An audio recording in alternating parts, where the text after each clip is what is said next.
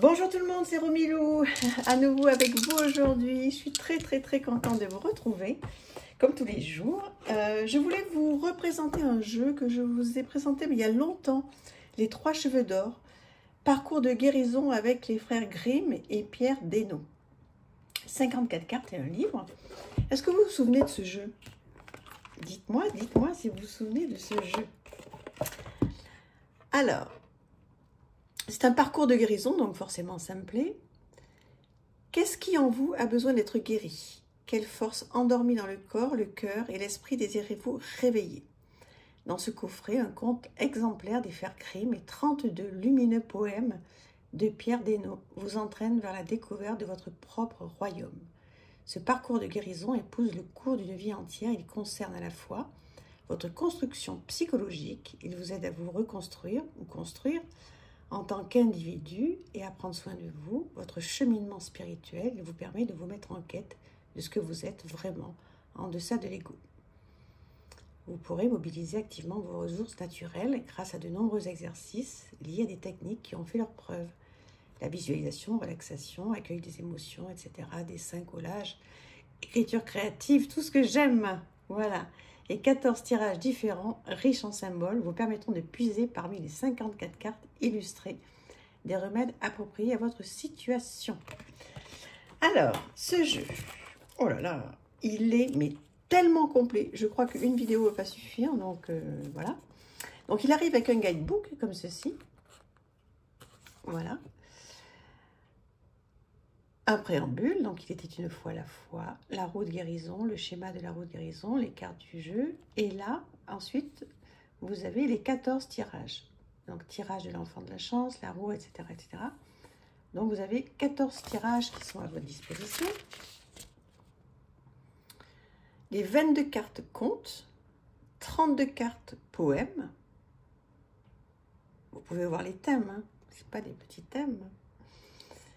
Et ensuite, des petites annexes. Alors, vous avez un préambule. Hein. Bon, il est en noir et blanc, mais ça va, il est assez facile à lire.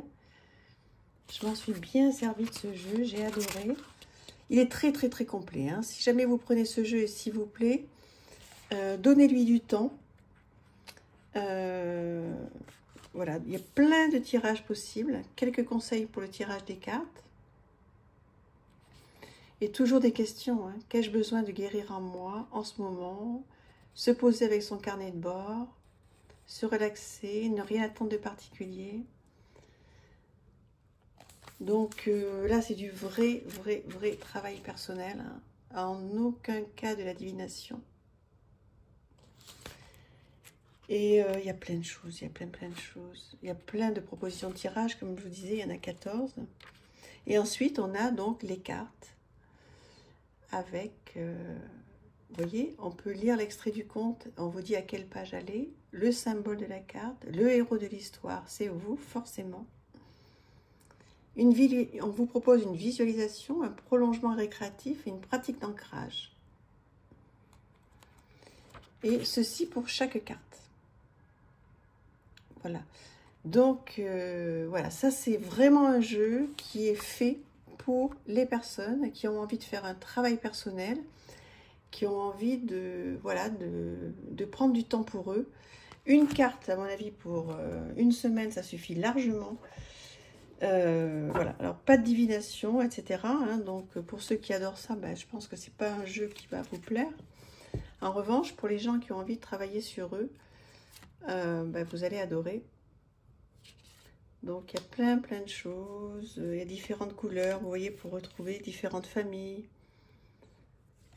On a des thèmes. La jupe miraculeuse, la porte d'argent. On va regarder un petit peu. Hein. Je vous montre là juste les illustrations pour voir si elles vous parlent. Parce que, bon, elles sont assez particulières, hein, les illustrations. Parce que c'est vraiment du travail personnel, là. Hein. Donc, l'illustration est importante, certes. Mais là, pour le coup, on n'achète pas ce jeu uniquement pour les illustrations. Là, c'est pas possible. Autant moi, je suis la première à acheter des jeux. Parce que le pastoral, par exemple. Hein, donc, pour les illustrations, parce que ce sont des illustrations qui m'envoûtent. Autant là, bon, oui. Vous voyez, ça, j'adore. C'est tout à fait moi. Quoi. Mais bon. ce jeu mérite beaucoup, beaucoup de travail. Donc, on ne l'achète pas du tout pour les illustrations. Je vous les présente quand même parce que c'est important. Et puis après, on va prendre une petite carte pour faire un exemple, pour voir si ça peut vous convenir, si c'est un jeu qui vous plairait. Vous avez compris que pour moi, oui. Et que si je me permets de vous le présenter aujourd'hui, c'est après avoir travaillé avec. Souvent, je vous présente des jeux avec lesquels j'ai pas encore eu le temps de travailler. Et puis maintenant, j'ai vraiment envie, même si j'en ai plein de nouveaux là. Bon, je vais pas me plaindre, hein, j'ai énormément de chance, mais voilà, j'aime bien revenir aussi sur les jeux que j'ai utilisés, avec lesquels j'ai travaillé. J'ai bien noté, hein, il y a des personnes qui m'ont demandé de faire une explication sur le Pagan, je vais le faire. Promis, je vais le faire. Il faut que je me pose en fait, hein, parce que ça se fait pas comme ça, à la one again, comme on dit. Donc voilà, donc là je vous présente les illustrations de ce jeu, les 3 cheveux d'or. Voilà, qui sont des illustrations, bon, voilà, qui sont jolies, qui sont... Mais bon, c'est tout le travail qu'il y a derrière, hein, qui est intéressant, hein, enfin pour, à mon avis. Hein. On va essayer, on va voir. On va voir si ça vous plaît, on va essayer de tirer une carte. Et vous me direz si ça vous parle ou pas, parce que, voilà, c'est probable que oui ou c'est probable que non. Hein. Donc, on va essayer, comme ça, je vous ai présenté toutes les cartes. Et puis, on va faire un petit exercice. Allez, on y va. Quelque chose de rapide, parce que j'imagine que tout comme moi, vous avez plein de choses à faire et que si vous devez regarder les tirages de tout le monde, c'est pas gérable. Allez, on tombe sur la créativité. Alors, je prends le petit guidebook. Alors, la créativité, voyons. Alors, c'est pas toujours super pratique à retrouver. La créativité. Ben, si je la trouve pas, c'est top.